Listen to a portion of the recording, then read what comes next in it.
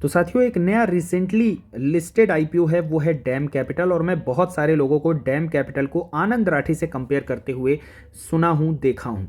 और ये जो कंपैरिजन है, ये मुझे बहुत ही बेकार लगता है। इसका कोई तुक नहीं बनता। दोनों के बिजनेस मॉडल बहुत ही अलग है और आज की इस वीडियो में मैं दोनों को डिफ्रेंशिएट करके बताऊंगा। बहुत ही सिंपल लैंग्वेज में आप समझ पाएंगे कि दोनों एक दूसरे से कैसे अलग हैं। और बहुत छोटी वीडियो होगी, बहुत बड़ी वीडियो नहीं होगी। लेकिन सबसे पहले डिस्क्लेमर दे दूं कि मैं इन दोनों में से किसी में भी इन्वेस्टेड नहीं हूं और मैं कोई भी बाई या सेल की रिकमेंडेशन इस वीडियो में नहीं दे रहा हूं। तो सबसे पहले अगर हम यहाँ पे आनंद राठी की बात करें और यहाँ पर हम बात करेंगे डैम कैपिटल की, तो आनंद राठी का जो बिजनेस है वो आपको B2B2C में देखने को मिलेगा। और जो डैम कैपिटल है वो B2B2C में, और इसके अलावा इनका एक और बिजनेस मॉडल है जो कि B2C है। जबकि डैम कैपिटल का बिजनेस जो है आपको B2B में देखने को मिलेगा और B2C में देखने को मिलेगा। B2C में ये जो है तो वेल्थ मैनेजमेंट का सेगमेंट कैटर करते हैं, जिसमें HNIs को भी जो है तो टारगेट करते हैं, अल्ट्रा HNIs को भी टारगेट करते हैं।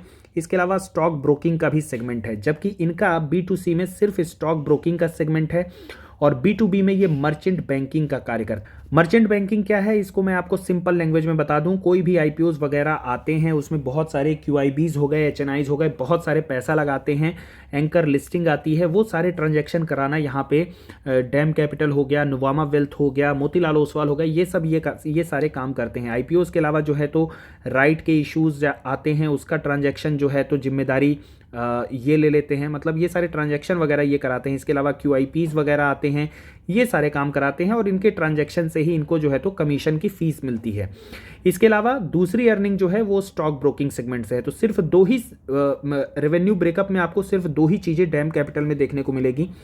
आनंद राठी में वेल्थ मैनेजमेंट हो गया, स्टॉक ब्रोकिंग हो गया। इसके अलावा B2B2C सेगमेंट में भी आपको जो है तो देखने को मिलेगा, जिसमें इनके ऐप जो है एक तरीके से ओमनी चैनल ऐप हो चुका है, जहां पे दूसरे मैनेजमेंट वाले भी जो है अपने प्रोडक्ट को इनके ही क्लाइंट को सेल करते हैं और उससे इनको कमीशन मिलता है।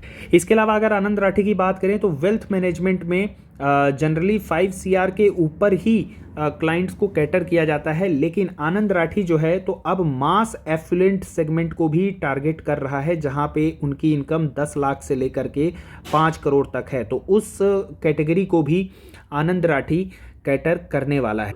और जो इस तरीके के बिजनेस होते हैं, वहां सबसे इंपॉर्टेंट चीज होती है एनुअल रिकरिंग रेवेन्यू। और वो अगर आप आनंद राठी में देखेंगे तो लगभग 70% का इनको एनुअल रिकरिंग रेवेन्यू आता है। और ये अगर रेवेन्यू आए तो वो मार्केट से लिंक्ड नहीं रहता है। मार्केट चाहे ऊपर जाए या नीचे जाए, ये रेवेन्यू इनको आना ही आना है। जबकि अगर हम डैम कैपिटल की बात करें तो उनका रेवेन्यू कंप्लीटली आईपीओस पे डिपेंडेंट है। आप देखेंगे FY22 में इतने सारे आईपीओ का ट्रांजैक्शन जो है डैम कैपिटल ने कराया था, और यहाँ पे आप इनकी टोटल इनकम देख लीजिए। उसके बाद आईपीओज आधे हो गए तो इनकी total income more than 50% fall हो गई। तो जब भी बियर मार्केट आता है, आईपीओज आने कम हो जाएंगे तो इनके रेवेन्यू जो है आपको गिरते हुए देखने को मिलेंगे। लेकिन अगर मैं आनंद राठी की परफॉर्मेंस दिखाऊं तो आप देखेंगे बियर मार्केट रहा है, लेकिन इसके बावजूद आनंद राठी की ग्रोथ बहुत शानदार रही है। और बियर मार्केट रहेगी तो भी इनके, क्योंकि एनुअल रिकरिंग रेवेन्यू आते हैं, ईजिली आनंद राठी जो है 25% की ग्रोथ दिखा सकता है। तो ये एक बहुत अपने आप में यही एक बहुत बड़ा डिफरेंस है कि एनुअल रिकरिंग रेवेन्यू के दम पर आनंद राठी कंटिन्यू ग्रो करता रहेगा, लेकिन बियर मार्केट आ गए, मार्केट क्रैश हो गए, आईपीओज आने बंद हो जाएंगे तो डैम कैपिटल के रेवेन्यू को 50% क्रैश होने में ज़्यादा देर नहीं लगेंगे। डैम कैपिटल का आप रेवेन्यू ब्रेकअप देखेंगे तो सिर्फ मर्चेंट बैंकिंग और स्टॉक ब्रोकिंग का सेगमेंट। तो यहाँ पे एक वेल डाइवर्सिफाइड आपको बिजनेस देखने को मिलेगा। और जो सबसे बड़ा डिफरेंस होता है वो है एनुअल रिकरिंग रेवेन्यू का। आनंद राठी में सबसे ज़्यादा है और यही रीज़न है कि लगभग ये जो स्टॉक है 70 के पी पर ट्रेड करता है। 361 की बात करें तो वहाँ पे भी लगभग 60% जो है एनुअल रिकरिंग रेवेन्यू देखने को मिलेगा, और वो स्टॉक भी लगभग 40 से 45 के पी पर ट्रेड करता है। इतना हाई वैल्यूएशन डैम कैपिटल को नहीं मिलने वाला है, क्योंकि ऐसी कोई वहाँ पे रिकरिंग रेवेन्यू जैसी बात देखने को नहीं मिलेगी।